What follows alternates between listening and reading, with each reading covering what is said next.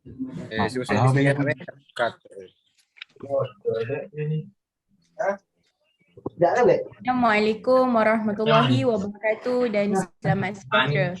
Kami dari Kubu 5 akan membuat perbincangan mengenai fungsi kritikan sastra.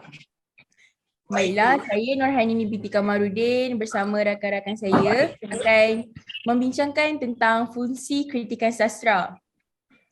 Sebagaimana genre sastra yang lain, kritikan sastra juga mempunyai peranan penting dan tersendiri dalam perkembangan sastra khususnya di Malaysia.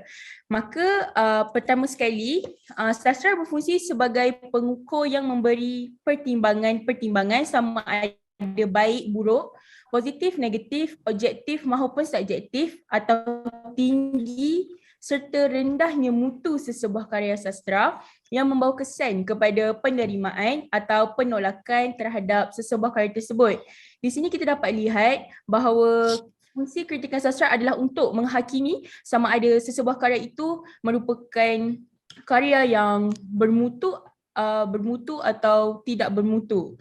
Selain itu juga, kritikan sastra berfungsi membantu membina teori dan pendekatan yang baharu. Berdasarkan kritikan yang dibuat terhadap sesebuah teks akan mendorong kelahiran teori atau pendekatan baharu. Seperti sebelum ni kita ada belajar mengenai teori strukturalisme dan teori semantik. Dalam keadaan ini, pendekatan dan teori kritikan akan sentiasa mengalami perubahan, modifikasi dan perkembangan apabila munculnya teori-teori yang lebih terkini. Contohnya pendekatan teori strukturalisme telah dikembangkan oleh Jacques Derrida dengan pendekatan baharu yang disebut post-strukturalisme. Baiklah, seterusnya saya ingin bertanya kepada Faizin untuk menerangkan lebih lanjut mengenai fungsi kritikan sastra. Dipersilakan. Okey, baik. Terdapat beberapa fungsi kritikan sastra yang lain, iaitu adalah kritikan sastra untuk mencukil aspek-aspek penting dalam sesebuah karya. Melalui kritikan, pengkritik akan memperlihatkan kebaikan-kebaikan, aspek-aspek penting atau menunjukkan kelemahan-kelemahan tertentu yang terdapat dalam karya sastra yang dikaji. Dengan cara ini akan dapat memperdekatkan lagi pembaca kepada karya sastra tersebut. Selain itu, kritikan sastra juga berfungsi sebagai pencetus pemikiran. Dalam hal ini, idea-idea yang dicetuskan oleh pengkritik mampu menggerakkan pemikiran pembaca dan pengarah. Idea-idea tersebut dijadikan bahan pemikiran dari satu zaman atau dari zaman ke zaman yang lain. Dari sinilah berlakunya proses penyaringan idea, iaitu idea-idea pengkritik yang terdahulu sama ada diterima atau ditolak oleh pengkritik. Yang kemudiannya membawa kepada proses perbincangan dan seterusnya memberi kesan menggerakkan pemikiran. Seterusnya, bolehkah saudara Farid Isfan untuk menerangkan lebih lanjut tentang fungsi? Boleh Pak Izin, boleh. Okey, fungsi kritikan yang seterusnya adalah ia boleh menggerakkan pengarang bagi menimbulkan perubahan baharu atau menyedarkan kepentingan nilai sastra atau arah perkembangannya. Okey, melalui penulisan kritikan, pengarang diingatkan bahawa berkarya bukanlah boleh dibuat sewenang-wenangnya. Penulis akan sedar bahawa dunia penulisan ada hakim yang tidak rasmi memberi pengadilan. Okey, menurut Rahman Syari 1986, kritikan sastra berfungsi untuk menapis karya-karya yang sedia ada dan mencorak karya-karya yang akan datang. Okey, dalam konteks ini, penapisan yang dibuat dengan cara menilai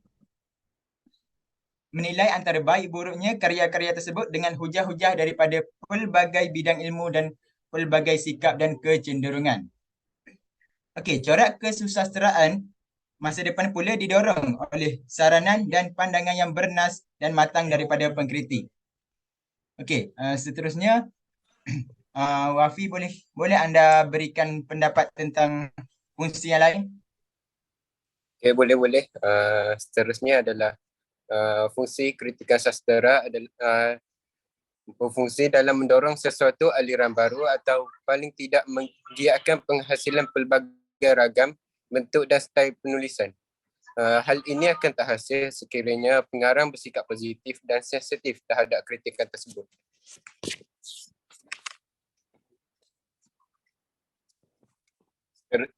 Seterusnya ialah menurut Ahmad Kamal Abdullah pada tahun 1988 berpendapat bahawa kritikan sastera ini berfungsi untuk menumbuhkan suasana intelektual sepanjang zaman. Dalam hal ini kritikan boleh menjadi panduan, menjadikan pemikiran cerdas dan menjernihkan fikiran yang kritis.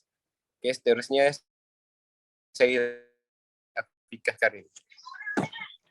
Okey, terima kasih kepada saudara Wafi. Okey, sebentar tadi saudara Wafi dan saudara Irfan ada menerangkan tentang pandangan-pandangan Rahman Syari, Ali Ahmad dan sebagainya. Okey, saya pula akan menekan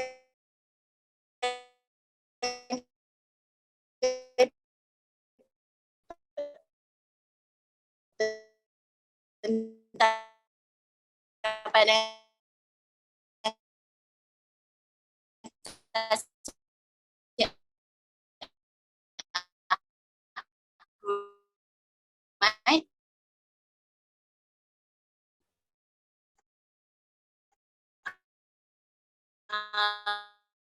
Ahmad.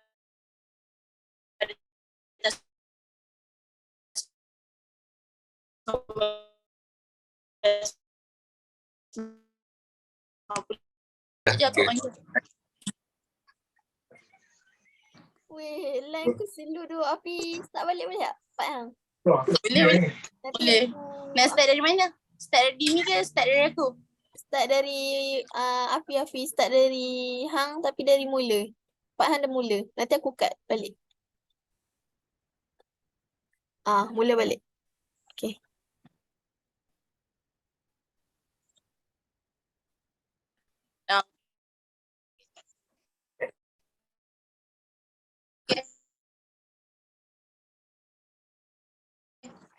Okay, boleh.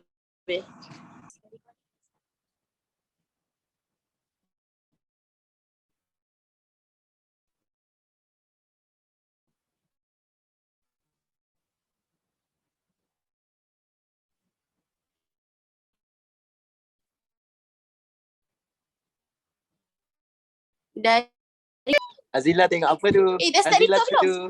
Dah start record lah. Dah Afi dah. Azila aku tanya dia tak reply.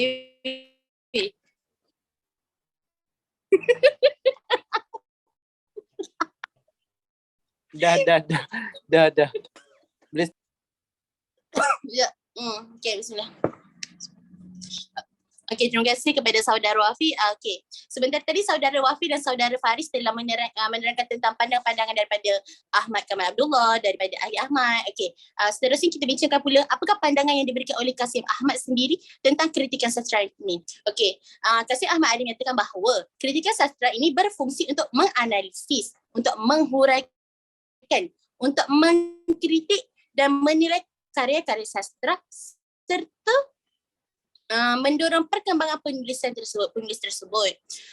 Dalam hal ini, tanpa kritikan, seseorang penulis tidak akan mengetahui kekuatan maupun kelemahan sesebuah karya itu. Okey, selain daripada Kasim Ahmad, Hashim Awang juga ada menyatakan pendapatnya tentang fungsi kritikan ini. Beliau menyatakan fungsi kritikan sastera ini adalah berfungsi untuk menyumbangkan pengetahuan dan seterusnya menyebarkan pengetahuan. Selain itu, beliau menyatakan bahawa ini adalah tugas seorang, ini berfungsi untuk menolong pembaca untuk membezakan sesuatu karya itu adalah baik ataupun buruk.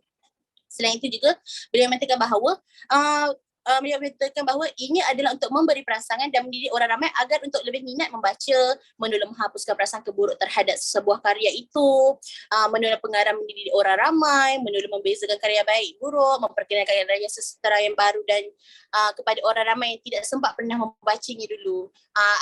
Maksud apabila memperkenalkan karya sastra yang baru kepada orang yang tidak sempat membacanya adalah apabila mungkin satu kritikan itu akan menjadi lebih terkenal. Kritikan itu terkenal bila orang, apakah kritikan tersebut, novel apa yang dikritik, jadi orang akan lebih tertarik novel apa tu nak baca. Saya rasa sampai situ saja. Saudari Azila, mungkin saudari ingin menyatakan sepatah dua kata? Baiklah, terima kasih Saudari Afikah. Baiklah, berdasarkan apa yang diperkatakan oleh rakan-rakan saya sebentar tadi, dapat saya simpulkan bahawa kritikan sastra ni memang tidak boleh dipinggirkan dalam membuat penilaian terhadap sesuatu teks kesusastraan, sama ada dari segi kreativiti dan inovasi, serta disiplin kepengarangan untuk menghasilkan sesuatu karya. Kritikan sastra ini boleh dijadikan sebagai pengukuran yang memberi pertimbangan-pertimbangan terhadap tahap mutu karya, kebaikan dan kelemahan yang membawa kepada penerimaan dan penolakan sesuatu karya tersebut. Tradisi kritikan sastra sebelum perang berkait rapat dengan perkembangan penciptaan cerpen yang mendapat tempat dalam kalangan penerbit akhbar dan majalah pada ketika itu. Walau bagaimanapun, kegiatan kritikan sastra hanya berlaku secara kecil-kecilan dan tidak mempunyai nilai serta kedudukan yang tinggi khususnya dalam kalangan penerbit-penerbit akhbar dan majalah pada ketika itu. Akhir sekali, saya ingin menyatakan bahawa pengkritik sastra perlu faham akan peranan atau fungsi kritikan sastra yang tersendiri. Selain daripada untuk memudahkan pembaca memahami apa yang dibaca ataupun penonton untuk memahami apa yang ditonton melalui kritikan yang dibuat oleh pengkritik. Baiklah, itu sahaja dari kumpulan kami. Sekian, terima kasih.